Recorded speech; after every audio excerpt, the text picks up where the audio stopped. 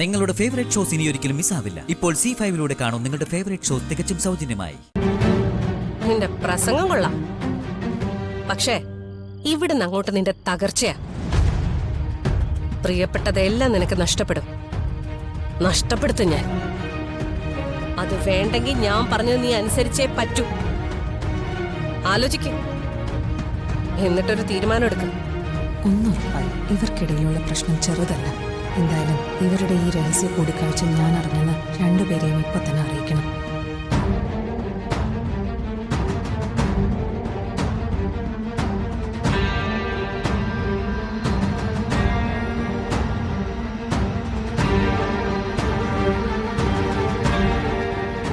ഈ പാതിരാത്രിക്ക് എന്തായിരുന്നു ധനുഷുമായിട്ടൊരു മീറ്റിംഗ്?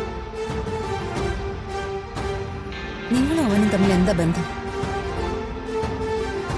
എന്തിനാ നിങ്ങൾ അവനെ ഭീഷണിപ്പെടുത്തിയത്?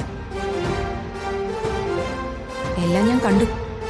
ഇപ്പൊ മാത്രമല്ല, മുൻപും നിങ്ങളെയും ധനുഷിനെയും ഇതേപോലെ തന്നെ ഞാൻ കണ്ടിട്ടുണ്ട്. നിങ്ങളും ധനുഷും തമ്മിൽ ഈ വീട്ടിലെ മറ്റാർക്കും അറിയാത്ത എന്തോ ഒരു ബന്ധമുണ്ടെന്ന് മുന്നേ എനിക്ക് മനസ്സിലായതാ. എന്തിനാ നിങ്ങളെ അവൻ ഇത്രയും ഭയക്കുന്നത്? ഇത്രയൊക്കെ മനസ്സിലാക്കിയെങ്കിൽ പിന്നെ നിനക്ക് അതും കൂടെ അങ്ങ് സ്വയം മനസ്സിലാക്കിക്കൂടെ? എന്തിനാ എന്നോട് ചോദിക്കുന്നത്? ഇപ്പൊ സ്നേഹയുടെ ഭർത്താവാണ് ധനുഷ്. അതിനിപ്പോ ഞാൻ എന്ത് വേണം? ഞാനിപ്പോ അവനെ കണ്ട് സംസാരിച്ചു എന്നുള്ളത് ശരിയാ. അതിൽ നീ വിചാരിക്കുന്ന പോലൊന്നുമില്ല. ഇനി അഥവാ ഉണ്ടെങ്കിൽ തന്നെ അതൊന്നും നിന്നെ ബോധിപ്പിക്കേണ്ട ഒരു കാര്യവും എനിക്കില്ല. അതിന്റെ ഉത്തരം ഞാൻ എന്റെ ഭർത്താവിനോട് പറഞ്ഞോളാം. എന്നെ ചോദ്യം ചെയ്യാനും തെളിവെടുക്കാനും നീ ആരാ? കൊള്ളാം. കുറ്റം ചെയ്തിട്ട് അതിൽ നിന്ന് രക്ഷപ്പെടാനുള്ള ഏറ്റവും എളുപ്പ വഴിയാ ഇതുപോലെ തിരിച്ചു ചോദ്യങ്ങൾ ചോദിക്കുന്നത്. ധനുഷിനെയും നിങ്ങളെയും ഈ പാതിരാത്രിക്ക് ഒരുമിച്ച് പുറത്തു വെച്ച് കണ്ട അതിലൊന്നുമില്ലെന്ന് വിശ്വസിക്കാൻ മാത്രം മണ്ടിയല്ല ഞാൻ. ഒന്നുമില്ലെന്ന് ആരാ നിന്നോട് പറഞ്ഞ്?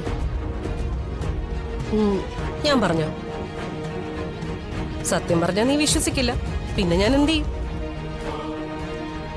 ദേ, എനിക്കൊരു ഫോൺ വന്നപ്പോ മുറിയിൽ റേഞ്ച് കിട്ടാത്തതുകൊണ്ട് പുറത്തേക്ക് പോയി. അപ്പോ ധനുഷ് അവിടെ നിൽക്കുന്നത് കണ്ടു. ഞങ്ങൾ തമ്മിലൊന്ന് സംസാരിച്ചു പോയി. അതിനാണോ നിന്റെ ഈ ചോദ്യം ചെയ്യല്? എന്റെ മുന്നിൽ നിന്ന് കള്ളം പറഞ്ഞ് രക്ഷപ്പെടാമെന്ന് നിങ്ങൾ വിചാരിക്കരുത്. നിങ്ങൾ രണ്ടാളും പറയുന്നതൊന്നും ഞാൻ കേട്ടില്ല എന്നുള്ളത് സത്യ. പക്ഷെ രണ്ടുപേരും സംസാരിച്ച രീതിയും സാഹചര്യവും രണ്ടുപേർ അപ്രതീക്ഷിതമായി തമ്മിൽ കണ്ടപ്പോ സംസാരിച്ച പോലെ അല്ലായിരുന്നു. അത് മനസ്സിലാക്കാനുള്ള സാമാന്യ ബുദ്ധിയൊക്കെ എനിക്കുണ്ട്. ഓഹോ, പിന്നെ എങ്ങനെയായിരുന്നു ഞങ്ങൾ സംസാരിച്ചത്? നിങ്ങൾ അവനെ ഭീഷണിപ്പെടുത്തുമല്ലായിരുന്നോ? എനിക്ക് അങ്ങനെയാ തോന്നിയത്. തോന്നിയതല്ല, സത്യം അത് തന്നെയാ. സത്യം പറ, എന്തിനാ നിങ്ങൾ അവനെ ഭീഷണിപ്പെടുത്തിയത്? എനിക്കത് നിന്നോട് പറയാൻ സൗകര്യമില്ല. നീയേ കൊണ്ടുപോയി കേസ് കൊടുക്ക. എന്നോട് നിങ്ങൾ പറയണ്ട. ഞാൻ കേസ് കൊടുക്കാനും പോകുന്നില്ല. പക്ഷെ പല നാൾ കള്ളൻ ഒരു നാൾ പിടിയിലാവുമെന്ന് നിങ്ങൾ കേട്ടിട്ടില്ലേ?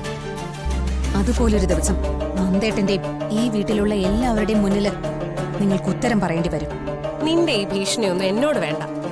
നിന്റെ ഭരണത്തിന്റെ കീഴിൽ ഈ വീട്ടിലെ എല്ലാരും നിൽക്കുമായിരിക്കും. പക്ഷെ അതിന് എന്നെ കിട്ടില്ല. ഇതേ ആള് വേറെയാ. അതെ, ഇപ്പൊ നിങ്ങൾ പൊയ്ക്കോ. പക്ഷെ ഇത് ഞാൻ വിടാനൊന്നും പോകുന്നില്ല. നിങ്ങളെ കൊണ്ട് ഇതിനുള്ള മറുപടി ഞാൻ പറയിച്ചിരിക്കും.